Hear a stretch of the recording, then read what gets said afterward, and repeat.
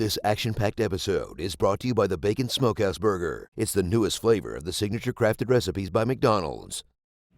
Happy Monday. You know what that means. It's time to talk about the box office with Mr. Dan Murrell charting. Yes. We got some charts today. Charts today. We're going to talk about the weekend box office. And Roth, if you can believe it, 2018 is halfway gone. It's halfway in the rearview mirror. So we're going to look at the year as a whole. How's the box office doing? What are some of the, not only the hits and the flops that you know about, because everybody knows about them, but what are some of the ones that flew under the radar? We're going to talk about that too. I'm pretty excited about that. But first, let's just talk about the weekend that was. And Yes. the dinos are holding on. The dinos held on as expected. They dropped just under 60%, which, you know, given the size of Jurassic World's opening over $150 million, that's not alarming. It's not a fantastic hold, but it's not something that's going to raise a lot of alarm bells. Dropped just under 60% in its second week. Tops the weekend box office once again. Now, if you're looking at how did it hold up compared to its predecessor, which it is now performing far behind. It opened behind it and is now performing far behind it. It's not going to be anywhere near Jurassic World's gross. Jurassic World opened bigger. It fell off less, though, in week 2. It fell just under 50%, and it was going up against Inside Out's opening weekend in week 2. Inside Out are $90 million against Jurassic World 2's second weekend. So Jurassic World opened bigger, dropped off less in week 2, which might indicate or does indicate that there was more audience interest going in and more audience interest on the back end as well. But, you know, we talked about with The Last Jedi and The Force Awakens, with Empire Strikes Back and Star Wars, a lot of times with these movies that kind of break out to become sort of a phenomenon, and I would put Jurassic World in that. It was a top 5 domestic and international earner until earlier this year. Usually what you're looking at is about a sequel doing about 2/3 of its business. For Jurassic World Fallen Kingdom, that would be around $430 million. It's at about 265. I don't know. We'll see. It might be a little bit more of a drop-off than that, but as for this movie, nothing to really ring any alarm bells. However, it's not overperforming, much like we said with Last Jedi. It's not overperforming expectations. It's not overperforming expectations, but it's performing about what we thought it would. Yeah, for a number of different reasons. There's nothing to be worried about necessarily, but there's also nothing to kind of jump out of your chair Nothing and to say, crow oh about. my God, you know, other than it's going to break $1 billion, which Well, is great for Universal. It's great for Universal, great for those dinosaurs, and great for the people that are looking forward to the inevitable human dinosaur hybrids. I'm kidding. I know Trevorrow said that's not going to happen. Incredibles 2 is still marching along. Yep, dropped just over 40%. So pretty good hold for that. Banks another $46 million. It will pass Shrek 2, or probably as of right now has passed Shrek 2 to become the second highest grossing domestic animated film. It looks like it is going to be a lock to pass Finding Dory as the highest grossing ever domestic animated film. So the next one to look at, as far as the numbers go, is can it break the $532 million mark? What's the $532 million mark? Well, currently that's Rogue One's domestic gross. So looking at Incredibles 2, can it break that $532 million mark to become one of the top 10 domestic grossers of all time here in North America after it passes Finding Dory? That's the next number that we're going to look at for Incredibles 2. Ooh, I'm looking forward to that. Incredibles 2 is one of those ones that we've been long talking about. What we haven't been long talking about is a movie that's sort of, I thought, a strange film to try and make a franchise out of, which was Sicario, which is exactly what they did with Sicario Day of the Soldado. If you saw it, then you know what I'm talking about. Not only did they make a sequel, but clearly they're thinking of trying to make a franchise out of this baby. Yes.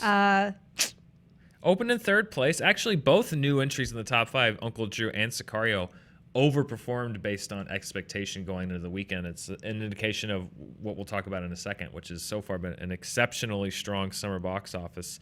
Opened in third place, just over $19 million.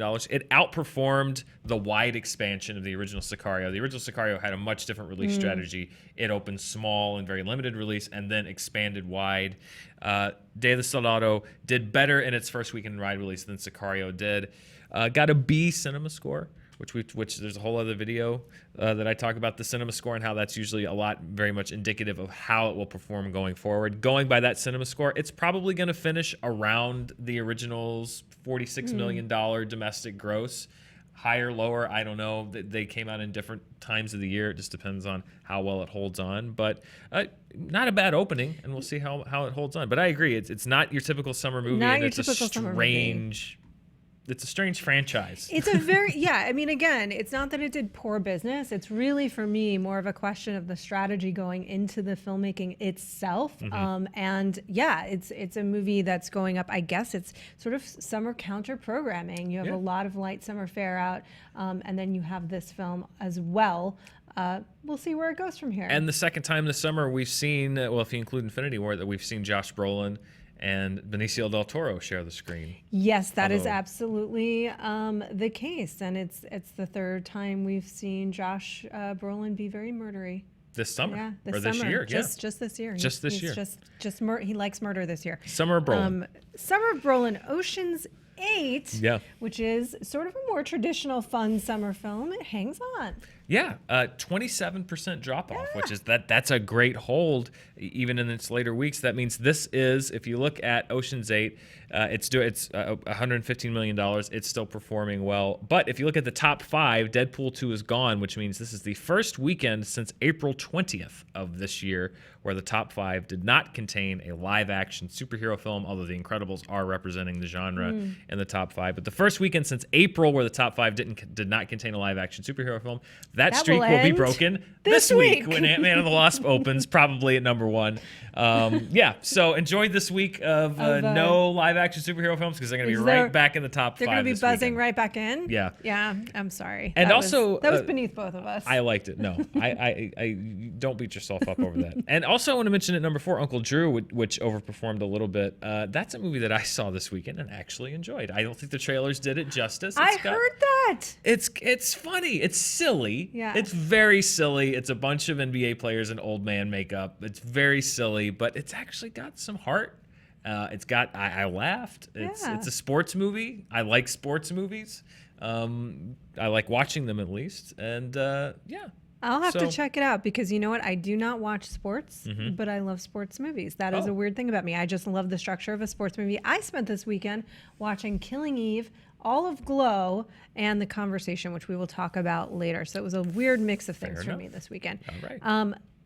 Per Screen, another documentary. Film, yeah. RBG documentary did really well at the beginning of the summer. Won't You Be My Neighbor documentary in the top 10. And then this week, 3 Identical Strangers is a documentary which took the per screen average just over $34,000 on its 5 screens. It's a documentary about 3 identical triplets who were separated at birth and then ended up finding each other.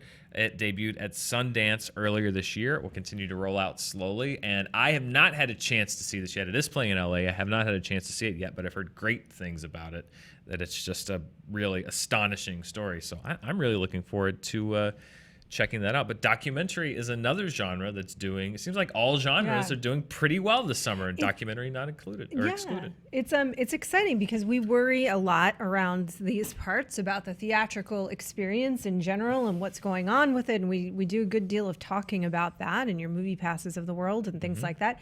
But you know what? It's been a pretty good year of the movies so far. We have a video on the main channel talking about the best movies in our opinions, aesthetically speaking, to date. Let's talk about some of the hits and the misses financially speaking to date. Yeah, absolutely. Well, 2018, as I mentioned, the domestic box office here in North America has gotten off to its best start ever. It crossed $6 billion quicker than it's ever crossed it before. The second quarter, which just ended, the best second quarter ever on record here in North America. And then I was reading, there was a breakdown in Deadline talking about the summer box office. Remember, Roth, the story of the summer the last at least couple years has been not been great. Not great. In fact, last summer was like the worst summer in decades, and it was like, are movies dead? Wasn't it 25 years? Something like 25 years if you're looking at just like percentages and attendance and everything. People saying, are movies dead? Is the summer movie season dead? Not so fast. Not so fast. According to this report in Deadline, if you go from May 1st, this summer box office is 15% ahead of last summer's box office. However, if you'll remember, Infinity War shifted its date 4 days ahead to open in April. So if you include those 4 days in April, which we do as part of the summer, if you look at our charts, I've got Infinity War as a summer movie. I count that in there. It was on May. It shifted back to April. I count those as part of the summer. If you factor in those 4 days that Infinity War opened, this summer is 28% ahead of last summer. That is incredible. Overall, the box office is up 9% from last year at this time. Is it Incredibles 2? It is Incredibles 2, 3, 4, and 5. This is such good news for movie fans, right? Because it starts to make the studios feel a little bit more enthusiastic and bullish about the box office. Streaming is still certainly in the future. Not surprisingly, Disney has a large chunk of that change. Let's look at who's taking home all that money, and no surprise here, Disney, 36.2% of the domestic market share, of course, because Black Panther drove so much of the box office. Infinity War, Incredibles 2 drove so much of the box office. They have over a 1/3 share of the box office. Look who's in number 2. It's Not Fox, surprisingly. mainly bolstered by Deadpool 2. That's got 11.6%, followed by Warner Brothers, Universal, and Sony. Paramount had a huge hit with A Quiet Place, but they haven't really had that much beyond that. So even though they had a really big hit earlier this year, they're not even on the board as far as overall percentage. You know when they're going to get on the board? Mission Impossible. Mission Impossible, yes, but also when Disney and Fox merge and there's just another and there's space one more on the space. board. Exactly. As a matter of fact, if you look at Disney and Fox, if you combine them for this year, let's say that they were already one company, they would have accounted for 47.8% of the 2018 domestic box office revenue. It's really, truly staggering. It's crazy to think about how much of the market that mega company might soon have. So Disney raking in a lot of money. Let's look at why. Let's look at the domestic openings. The 5 best domestic openings of 2018 so far. Look at that. 3 Disney movies. 1, 2, 3 leading the way. Infinity War, obviously. And 1 Fox. and one Fox, yeah. Infinity War, that's a record for the best weekend ever. So, of course, that's number 1. Black Panther. And again, imagine if that weren't opening on President's Day weekend, if that Monday, which was a huge gross, had been folded in, that would be an even bigger gross at number 2. Incredibles 2. Fallen Kingdom, Deadpool 2. 4 summer movies, 3 if you don't include Infinity War, depending on who you're talking to, but 3 from Disney. That's pretty crazy. And also if you're looking at the Jurassic World 2, Deadpool 2, but 4 out of the 5 movies are superhero movies as far as the biggest openings this year domestically. And I looked it up. Since 2008, which is when The Dark Knight came out, which is when Iron Man came out, which I think you could probably acknowledge as the birth of the modern superhero genre. Iron Man. Since 2008, superhero films have made up 38% of the top 5 domestic openings each year. So it's really fascinating because I know it feels like for 10 years now we've been having the conversation about when that tide will turn. Certainly, eventually, it will. Someday. And in the next decade, in relative terms, we can probably predict if we were going off history as a predictor. Although Westerns held on for so long. It was a very different world. Long time. Yeah. It was a very different world then, though, to be fair. What's fascinating is to think about that merger in that context is how would they shift gears? How would Fox Disney shift gears to meet the market? I have no doubt they would find the way. Yeah. So here's an exciting piece of news for us as movie fans. There are some smaller films that did quite well for themselves this year, but one of them is a re-release of a classic. That's right. Yeah, if you look at per screen, because looking at worldwide, those are the same 5 movies, just in a different order. Yeah. Infinity War had the biggest worldwide opening weekend ever. Deadpool, Black Panther, Jurassic World, Incredibles 2. It's the same 5 movies worldwide. Just shuffled them up a little bit, and plus it's hard because Fallen Kingdom didn't even open its debut weekend, wasn't even here in the U.S. or North America, so it's difficult to kind of it's not an apples to apples comparison. But what I do like looking, as you mentioned, is the per screen openings, and this is a great mix of movies. Yeah. I love this mix. Looking at the top per screen openings this year, Isle of Dogs actually had the best per screen opening. This is domestically in North America. That made $60,000 per screen when it opening. Then you had Infinity War, the best opening of all time domestically. Then you've got 2001: A Space Odyssey. That one particularly delights me. I love that. 50,000 opened up on 4 screens, and we've seen it, Roth, I think 3 or 4 times on the show. It had the best per screen average this summer. Then Black Panther, again, another huge record-breaking opening. And then at number 5, you got The Death of Stalin, which is a comedy from Armando Iannucci. So this is why I love looking every week at the per screen openings, because you see so many different kinds of films. Yeah. Sometimes it's the blockbuster of the week. Sometimes it's an indie movie or something. Sometimes it's 2001. The Death of Stalin is one that I really heavily considered going on my list of 10 for the year so far. I really enjoyed that film. A little tonally mixed is why I didn't ultimately land it there. I found it the same way, yeah. And that's a movie that got a lot of buzz that as the year's gone on, you wonder if it's going to stay in the conversation when the award season rolls around, because it opened so early and, very critically acclaimed at the time, but I wonder how it's going to stick in people's minds. I wonder that as well. But I'm glad it got some attention. I'm glad it got that onto that list. I will say this. We have a few things around here. We have the Screenies, for example, if we want to give awards to people. We have the Leggies now, ladies and gentlemen. So get your flutes of apple juice out. Get your apple juice ready. This is the Legs Award. This goes to the film that opened in 2018 so far with the best legs, meaning the film that built the most on its opening weekend. And that goes to a movie that we talk to a lot on the show for holding exceptionally well, sometimes growing weekend to weekend, and that's I Can Only Imagine. I did the math. It wins the Legs Award. It opened to $17 million, 17.1. It ended, it's not even final. It's still earning a little bit of money. So far, $83 million. That means it made 4.88 times its opening weekend. It just edged out Book Club, which is also currently in theaters. Who knows? By the time Book Club's done making money, it could come in here and sweep the leg. It could sweep the leg. It could sweep the leg, but right now, I Can Only Imagine wins the Legs Award. Now, if we were going back to 2017, do we have a trophy for it? We should get this. Should look like a Christmas story with the thing. If we're going back to 2017, I think Greatest Showman would probably win this award easily. But it opened back in 2017, so I can't give it for 2018 because that's not how it works. But you know what? We'll give it. We'll do a retroactive leggy to the Greatest Showman.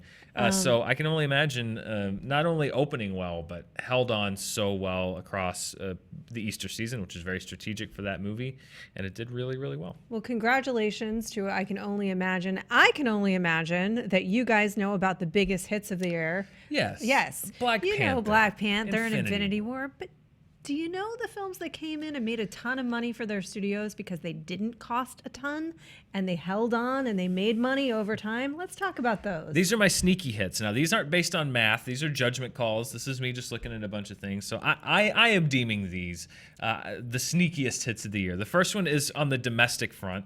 And for me, the sneakiest hit so far this year, as far as nobody really talks about this movie being a big hit, but it actually is Game Night. Game Night opened in the shadow of Black Panther. It opened against Black Panther's second week. It opened I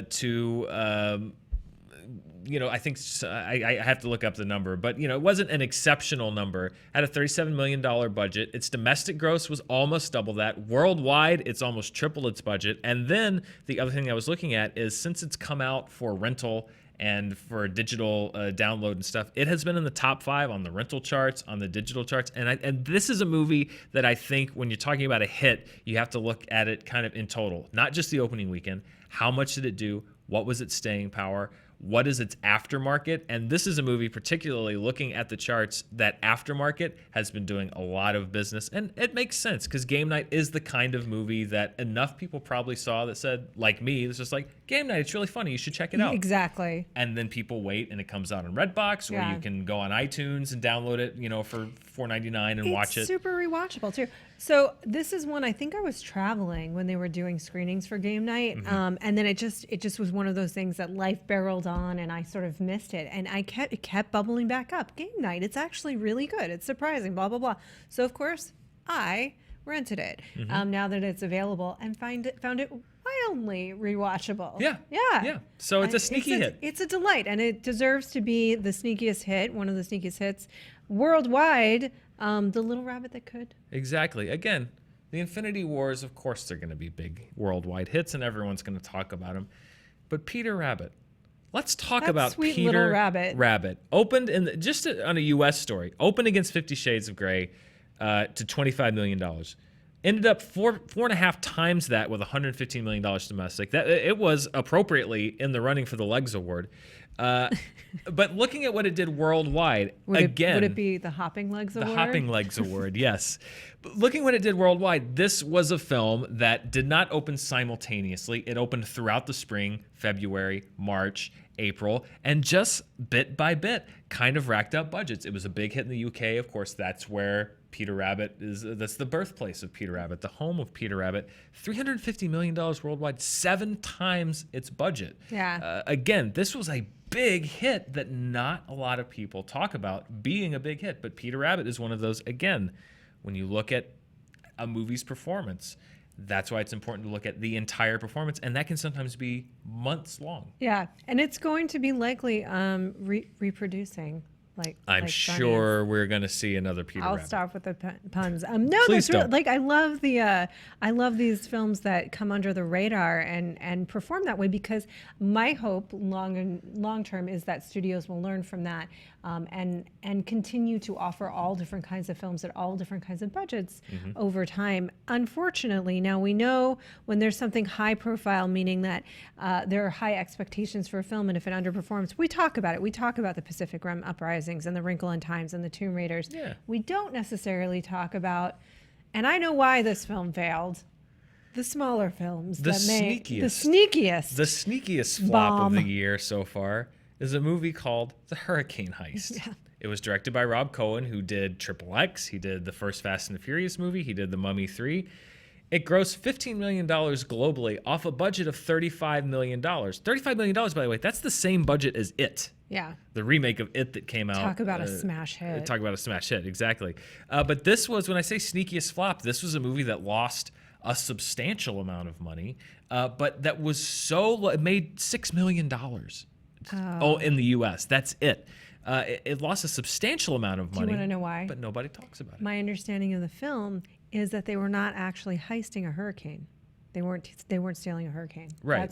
That's the entire problem. The premise was wrong. You have to be stealing an actual You hurricane. need to be for that stealing movie an to work. actual hurricane in order for me to watch your film. Otherwise, you're just committing crime in the rain. Yeah, And exactly. What's the fun? There's Why no do I fun care? in Just that. call it Who Crime in the cares? Rain. Yeah, there was a movie called that. It was Yeah. called Hard Rain Yeah. with Christian Slater, and it came out in the late 90s.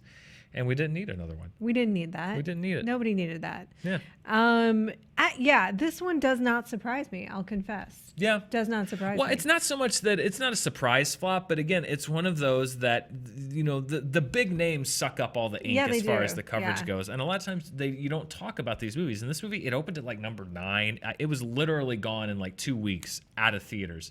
But you look at that, I mean, $35 million budget for it to make that small amount of money.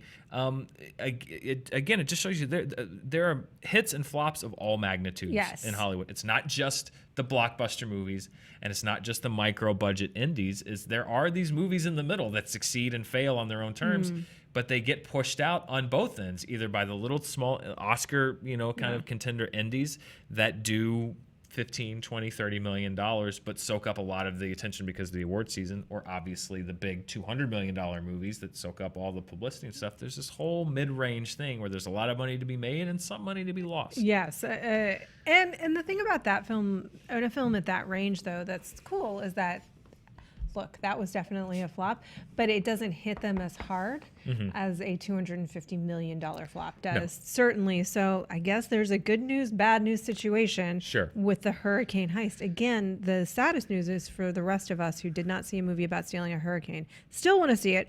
Let's look at the domestic chart. Yeah. So those are our little kind of mid-year titles. So we'll revisit it at the end of the year, but it's always fun to take a little snapshot. Maybe somebody else is going to get that legs. You never know. Someone else is going to sweep the leg. You never know. But let's take our mind off of the rearview mirror. Let's take a look back at where we are today.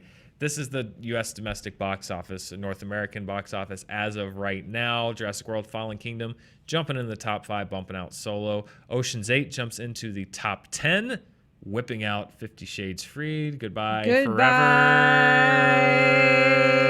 Never come back. Bye-bye. So that's out of the top 10 domestically. And then, obviously, well, That's a question. $115 million. That's the threshold for the top 10 for the year so far. Roth, do you think Ant-Man and the Wasp jumps straight into the top 10, or does it fall just outside? It's so interesting because this, to me, Ant-Man and the Wasp, and we've talked about this before, is maybe the hardest to predict of the Marvel films, right? Because Ant-Man was not as well received from the hardcore fans. I really enjoyed Ant-Man. You really enjoyed Ant-Man. Yeah. The reviews, for the most part, have said largely the consensus is it's a fun Marvel movie. It's a fun standalone entry. It's not as good as the first one. That's not just us saying that, is like the overriding sentiment as far as I can tell. So whether that plays in or not, I'm not sure. So I'm going to say it comes in just under. Just under? Just under. It's so hard. It's so hard for me to figure it out because, Ant-Man was one of the... It did well, but it wasn't it's like a hugely movie to performing... Come after Infinity War. Yeah. Box office wise, it did well, but it's like, does the heat of literally coming off of 2 of the 5 highest grossing movies of all time catapult it in there, or is it a little bit lower? I honestly don't know. If I was going to trust my hunch, I would say it doesn't open in the top 10, but I could see it doing that. I could see it doing that, If I'm going to trust my too. gut, though, I'm going to say no. I feel like it'll come in just under, and this is really a gut check. It's truly, it's about where I think the audience is at temperature-wise with it, the level of enthusiasm, the build-up towards it. It does not have the heat of certainly Infinity War, but even of Black Panther in terms of the level of anticipation around it. That said, it's a cute movie. And it's very funny. And Yeah, it's a it's crowd very, pleaser. very fun, And crowd-pleasing movie. I think no matter where it opens, it's going to It'll do have well. some pretty good back into it Will it have because legs? I think it's going to have legs because it is a comedy, and comedies is. generally tend to have good legs. Yeah. So And we'll we've see. talked about that before. I think that we've both agreed that the biggest caution to any audience going into this is go in to watch a comedy, don't go in to watch a superhero movie, because I think you'll come out actually happier. It's a very at the end of, it's a very funny comedy. movie. Yeah. Let's look at the summer so far. Well, looking at the worldwide chart, Incredibles jumping in the top 5. It crossed the $500 million mark. Jurassic World quickly closing in on $1 billion. That'll be over there by next week, more than likely when we're here doing the show.